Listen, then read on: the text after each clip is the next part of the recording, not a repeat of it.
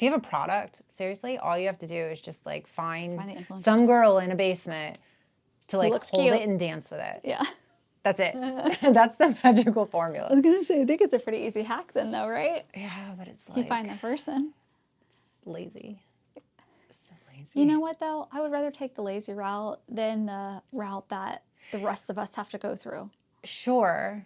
But like, then what happens is like, then you're just a fad. Like it's not sustainable, you know? So it's like you get a massive surge of sales and then it's like. It's the journey where you learn all the. Oh, the journey. The tribulations. I know. So how have you been? Good. Yourself? How's everything going at the It's great. studio? It's great. It's wonderful. Or not the studio. What are you doing over there? Everything, nothing, all of it. Everything in between. I mean, honestly, we are focusing more on education for female entrepreneurs now than we've ever had before. We're kind of we're finding out like what doesn't work and pulling that out, kind of like taking care of a plant, you know, you cut off the dead pieces so the parts that are actually healthy can kind of grow. And we find that the educational aspect is really what's needed more than anything, so that way you don't have to learn off of TikTok. What did you do? What were the plants that you had to, what were the leaves that you had to like? That's the $1 million question. Okay, so I don't know if you remember, but when we first started, it was just rentable. When did you put that on me? She's a magician, I tell you. Oh my God, sorry. When we first started, it was just rentable space. Your necklace, not that it matters, but it does. There we go. Thank you. Nobody ever tells me that. And I'm like, why doesn't anybody tell me that? It was just rentable space. And now it's okay. So like when we first started, it was rentable space for women in the wedding industry, right? Because like that's all I knew, and I knew that the concept was needed, the resources, the support, the community, the education. But what happened was it actually turns out that it's needed by all women and not just that particular sector. So immediately right off the jump, like the name didn't work anymore. What was the name? A Wedding Loft. People thought that we were an event venue, and we are, but only by accident. Yeah. And then this side of COVID, we still rent spaces, but it's not needed like it was before COVID. It's really the community and our membership base that is thriving. We're busier than ever, and we're building out the educational program. We have something called the cohort program, which is basically like if you want to start a business and you have no idea how, or maybe like you're in the first 3-year phase, which is the hardest. We've all gone through that phase where you know nothing. Right. It's like you have a business license, but is it the right one? Or you're paying taxes, but are you paying the right taxes? But it's also more, it is that cohort aspect where like you don't feel like you're doing it alone. We have educators that are doing it out of the goodness of their heart because they believe in our mission, they believe in the concept, and giving back, and also fixing what's so wrong in the educational system for female entrepreneurs currently. Wait, pause. What are those things? Sorry, I just jumped down a rabbit hole. No. Yeah, no, but it's fine because that's exactly like what we're doing to fix. It is like when I was starting any of my businesses, I could go to a class, but I was always one of the only women in the class. So I felt, stupid asking a question, especially because my businesses were in the wedding industry. So it was always cute or, fluffy, pretty, and pink. And nobody ever really took me seriously in the classes. Or I always felt like the people that I hired to help me were always in it for themselves. Never really, guided me in the right direction because it was the right thing. It was more of like how many billable hours they can get. So it was really hard to like figure out who I could trust and if they were even doing it the right way, because what I've come to realize is just because somebody markets themselves as something doesn't necessarily mean they have any idea what they're doing. Those have been really hard lessons to learn. So it's fixing that. It's the fact that, it's really lonely those first couple of years. You don't have your network. You don't have your support system. You feel like you're doing it all alone. You feel like you're doing it wrong. You feel like, you're not making any progress. And you don't know what you don't know, right? So we've put together this program that literally is like class 1 is how to get your business license and your insurance. And so we have really trusted experts that I've worked with that I know are good, reputable and informative, that teach the classes. And level 1 goes through business license and insurance, bookkeeping 101, how to set up a website, there's in contracts. And so everything in between that, like branding, social media. How about sales?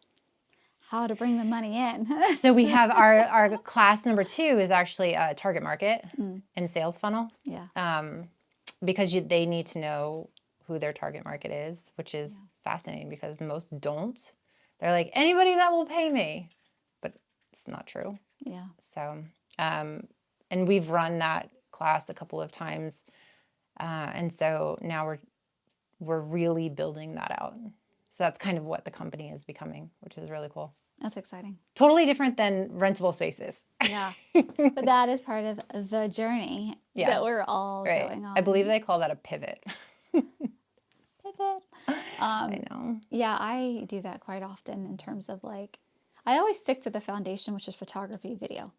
But how I kind of market it and how I go about it is I just have to consistently reinvent myself. Yeah. And whether it's the wrong way or the right way, it's worked for me for 15 years. Yeah. Yeah. But I always love/hate when people are like, so what are you up to now? And you're like, how much time do you have? Where did I leave off last time? That's right. What do you know? When was the last thing that you saw? Yeah. And what's also happened is that our target market has grown so much because of what we're offering is needed by so many different types of women or, females in general. So we have really struggled to be able to fulfill it's a supply and demand issue. So the demand is there, but the supply has been just really hard because, staffing or, funds or consistency. Like we haven't even been able to do projections because of COVID, because of a recession, because we opened up right before COVID. Yeah. And then we had to quickly figure out like what we were going to do. Because all of our customers, like they lost all their customers. So the wedding business. I sat through 65, I think it was 65 weddings in April of 2020. And I started it to get out of weddings. Wow. It's mind blowing. Yeah. So we don't really do weddings there anymore. Now, is this all in person, virtual, a mix of both? So I don't do anything virtual. Okay. I feel like why is that? Yeah. Because it doesn't translate.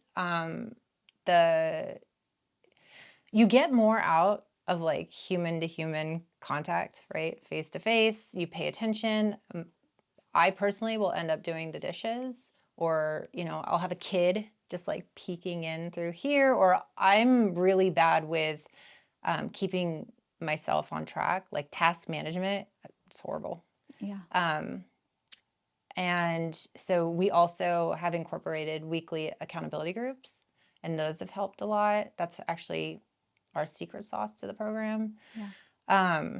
It's really what people need, right? Uh-huh. Yeah. You like know all the things, but then you don't do the things. Right. So if you have somebody that's like riding your ass and like, did you do this? Why didn't you do that? That's not a good reason, right?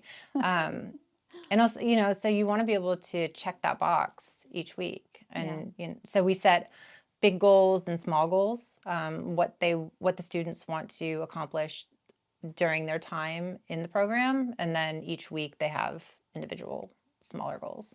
That's great. So now, what's your what's your growth plan look like? Because if you're constricted to one space and it's local people who can drive into the space, how does that help? Yeah.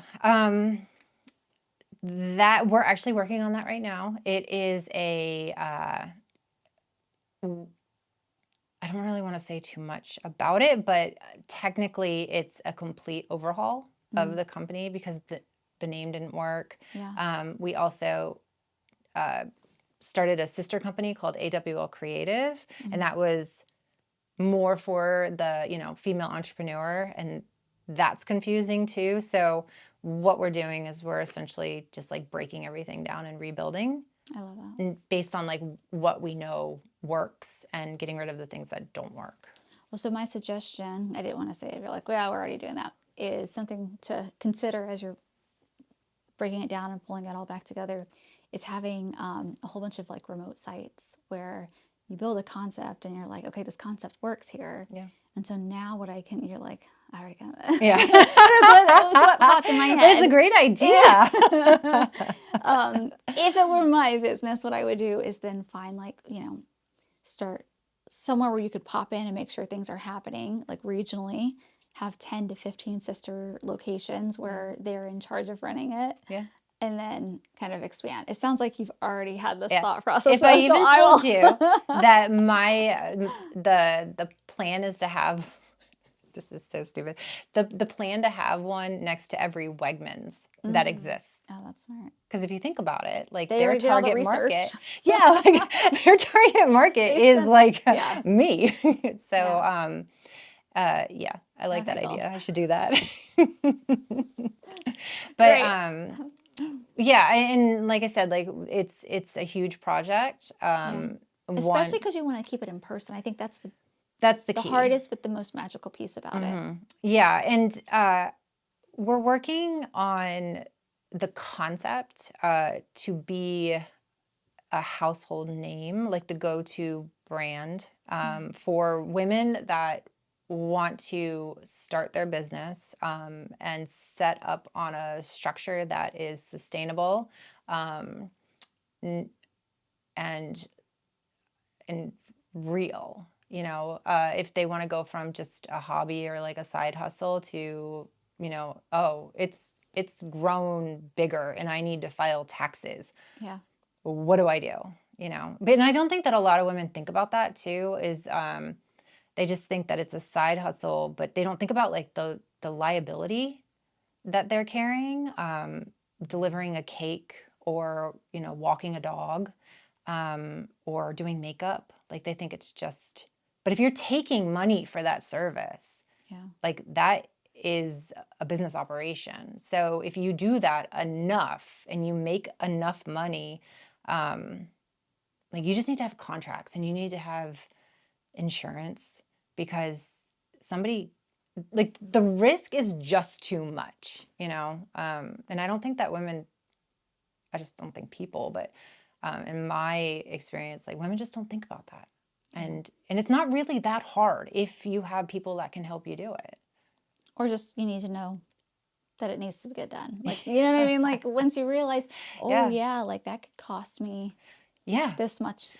It's a horrible story, so sorry, but I had my best friend just told me that she knew somebody that hired somebody to walk their dog while they were on vacation, and a bad storm came through and it kept the dog walker from being able to have access to the house for like 3 days. Oh no. Yeah. No. Mm-hmm. Oh, and she didn't have insurance. She didn't have, she wasn't, so like you could lose everything, right? And you don't even mean to. And I know like there's a lot of dog moms that would just be like, I'm going to take everything you have because, you know, the worst happened. Yeah. But you'd never think about that. Yeah. So I think those types of real situations are enough to scare. So if I say that story enough times, Yeah. you know, but I think that it's just easy to do. So just, you know, take the time, register, get your license, file your taxes. Then you won't lose your house. It's like one of those insurance commercials where they're like Yes. showing you all the worst things that can happen to scare Yeah. you into getting the insurance. You're like, okay, Yeah. sometimes that's what you got to do to get people to. Well, yeah, and especially like in the wedding industry. I mean, that is like a cutthroat business. I've only cried twice, and both times in like the 15 years I was in the industry, it was by moms. Yeah. Like that, and you know, it's really hard because that's an emotional industry. Yeah. So if you mess up, you better have coverage. Yeah. This went down a really It's weird hard. rabbit hole. I'm sorry. No. I think because I was going to ask you what are some tips that you would give to business owners. So that's definitely a big tip is get insurance because the worst will happen. Maybe not. It hasn't happened yet, but it will happen. And when you're not expecting it. Yeah. Yeah. Contracts. I live and die by contracts. See, there's a big followers group, like photographers. Mm-hmm. And she preaches no contracts. And she says that because, so I want to get your take on this. Okay. Where is this going? She says this, she teaches this because you're now basing a relationship on a negative stance because people get super uncomfortable when you tell them, here, sign. And they're like, what am I signing? Like, why is there all this legalese that I have to read in order to get my pictures taken by you? And she says that it starts the relationship on a very negative tone. And she's had her business for 15, 20 years, never had contracts. And she's always been able to use empathy as her big thing in order to like It's good for her. resolve. No, I'm being serious. Like that's nice that works for her, but that is not. I think that, I mean, there's a lot to unpack there, but I'm not quite sure. Maybe I'm wrong, but like maybe she hasn't had something bad enough happen to her because you will feel really uncomfortable standing in a courtroom as a judge. It takes away everything that you have. Yeah. So I think it's just, I mean, it's a matter of just protecting yourself. It's like a prenup, It's not because you don't love the person. It's because you just prepare for the worst, expect the best. Why wouldn't you have a contract? I think the problem is in the beginning of your business, you have nothing. So you're thinking, if I lost everything, what is that going to be? But if you, well, I mean, you have a car, you have a house, you have savings, you have everything that you have personally is at risk. Yeah.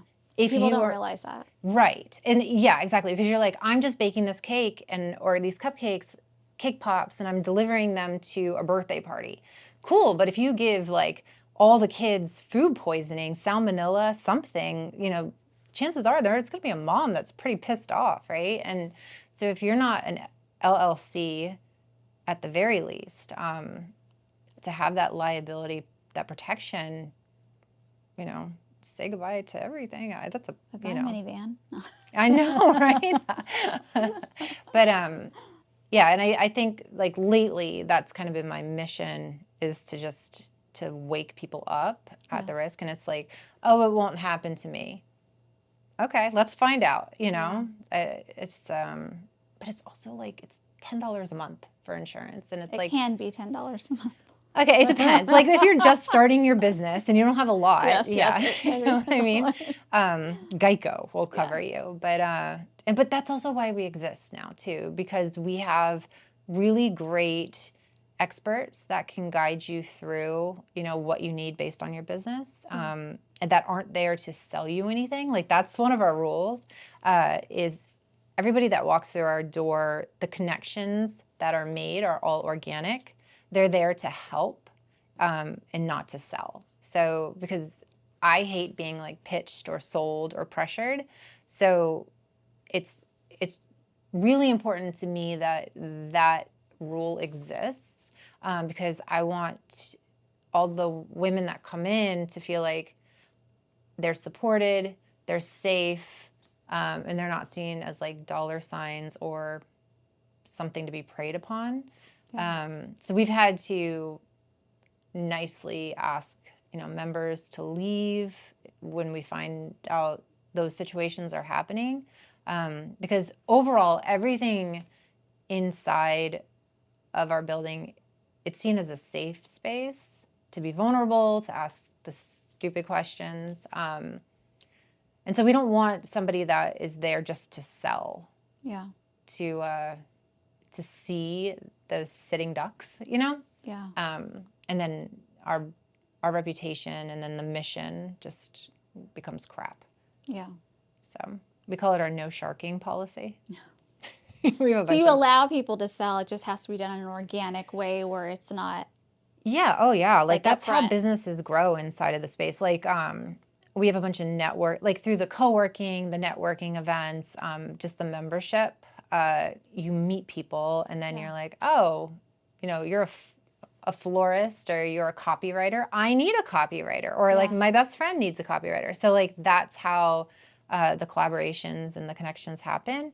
But more than anything, it's like personal connections.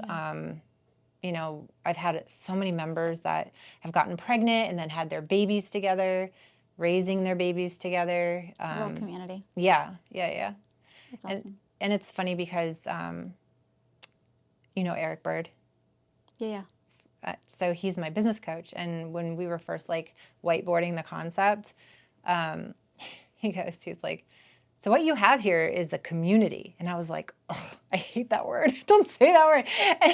But it turns out like when women get together and they have a shared bond or something in common, something, especially something as big as business ownership, they don't leave, right? Like they'll stay. And the community kind of just formed naturally. It's not like I set out to like start a community. Yeah. But since our doors opened, we've had like, I think when the last count, it was like over 5,000 women that have walked through our door in the past 3 years to, utilize one of our services or, build their business in one way or another. It's nice to know that you had a hand in, even if it's a small hand, in some phase of Yeah. over 5,000 women. I just want to make it easier I just want to make it the experience different for my daughters if they ever want to go into business ownership.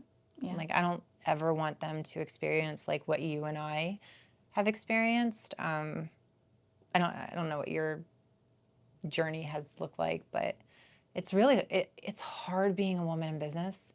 What are some of the hardest things that you've had to overcome?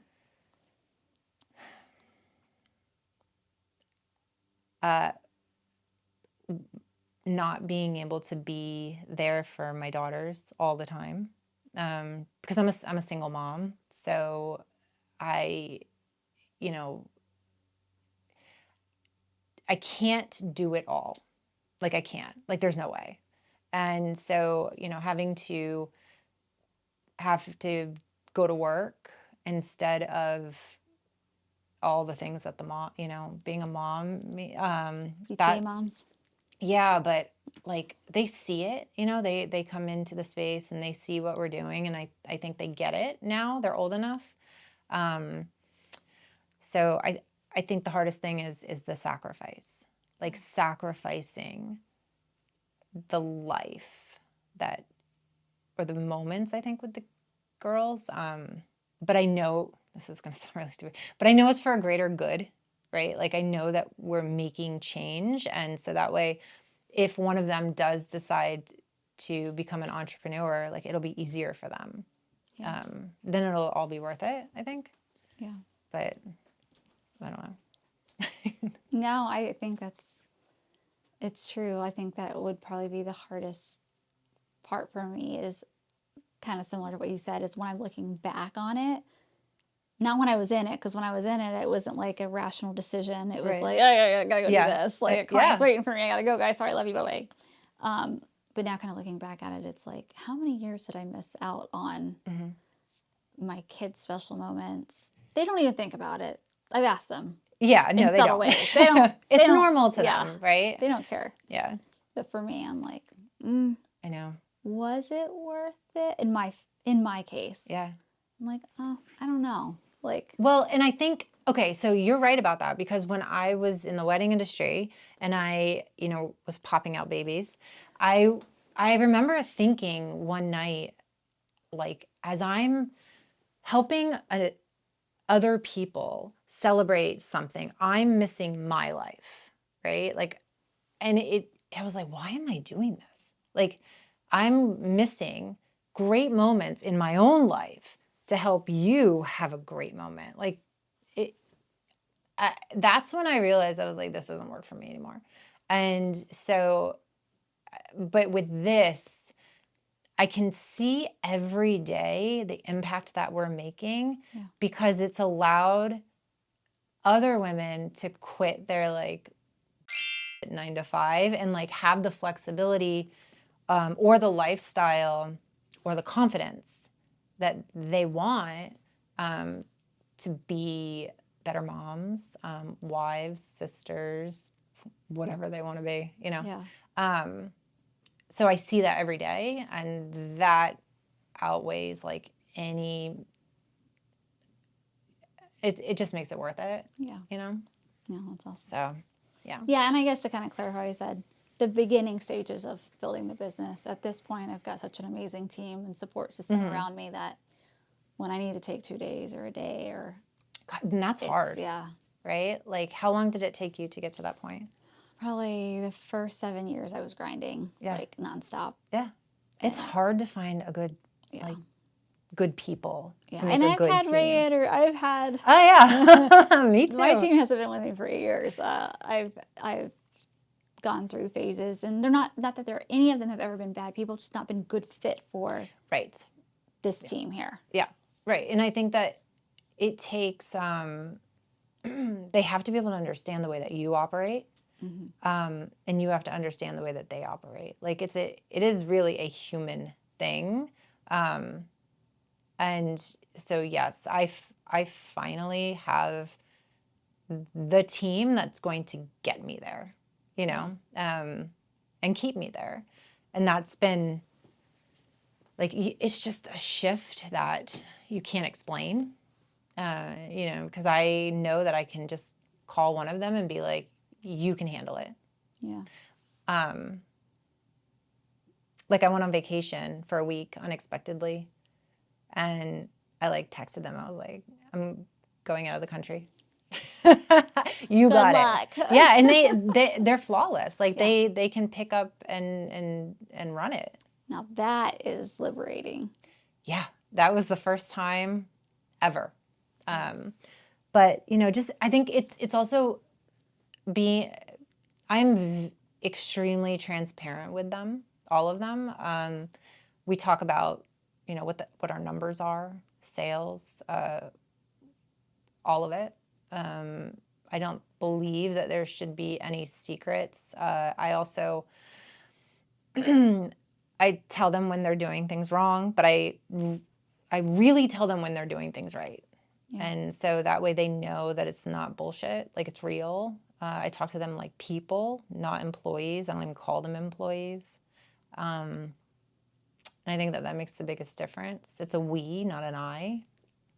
And it's nice not having to, like, make all those decisions anymore. Yeah. Do you do the, hey, we need to, like, get this thing taken care of? Because my team now knows it's like we as in me. I do that at home too. We need to get the dishes done, guys. Yeah. No, I don't do that. What I will do is I'll be like, if something comes on my desk, and I'll be like, that's great. Tell Stacy. Yeah. Right? Like, I'm really good at, like, redirecting, because I've just learned my limit. Yeah. And I know that, I mean, to be able to have people that you trust is huge. So I know that if I don't use them, I lose them. Yeah. And It's kind of like your benefits at the end of the year. Use it or lose it. yeah, exactly. They are my benefits. Yeah. Yeah. Yeah. That's funny. So if you had like one message, just to kind of wrap things up, if you had one message to the world, To the world. or it could be the people that you already speak to. Put your phones down. Put them down. No. To who? It could be either to your demographic. I thought that was really your thing. Oh, no. I mean, because that would have been a good one. No, I honestly, like, yeah, I think like my immediate go-to is like stop comparing yourself, but I think it's bigger than that. I think ultimately I think this is what it is. Just because you can doesn't mean you should, right? Like just because you can do something, you doesn't mean that it's ultimately the best for you. And sometimes you need to admit and face the fact that like it's just not working, and either put it down or figure out why it's not working, right? Like just, and then also the other thing is stop learning everything from TikTok. Put the phone down. So yes, okay. So I think that's ultimately like what it is. It's just put the freaking phone down, man. You know. Do you find people are learning all the wrong things on TikTok or? Oh yeah, yeah. Where did you learn about the no contract thing? Facebook. Uh-huh. I'm not on TikTok though. No, I'm not either. I don't even have a TikTok account. I have it just so I can look at my daughter. I don't. Yeah. Yeah. I'm waiting for those days. Yeah. But yeah, I think, okay, all right, there it is. Yeah, put the phone down because there's nothing good on it. Like literally, you just compare yourself, or you look at what you're missing out, or you think you're not doing good enough. But I do have to tell you, the people that are the most successful are the ones that aren't posting because they're too busy. And then also, if they are successful, then they have a team that posts for them. Yeah. Like it's just all. It Yeah. is. It's facade. yes, and I really just want people just to like stop looking and see like how good it is for their mental health if they're just like not comparing themselves. Yeah. I will say it's like a detox though, because I've had people take me up on the just like delete the apps off your phone and don't sign on just for a month. Like people that they don't have businesses though, these people. So that's the hard thing too. I know. Yeah. Because I've told people that have businesses, they're like, Leah, I would love to, but I can't hire a team right now to post for me. And if I don't post, that will affect my bottom line. Which is true. It is true. Yeah. Unfortunately. I'm fortunate now that like I don't have any social media on my phone. Just because I know for myself, like it's not good for my mental health. Yeah. So I've taken it off, but I also have a really great team that I trust. Yeah. And I don't, this is going to come off really bad, but I don't value social media like some people do. I don't see, for our business, it doesn't translate, like the ROI is not there. So it doesn't make sense. So I tell, my marketing girl, I'm like, post whatever. I don't care. I don't need to review it. I don't care. Like post pictures of snails. I don't, you know what I mean? So like funny. it doesn't matter. People, our business, like what we offer is just word of mouth and experience.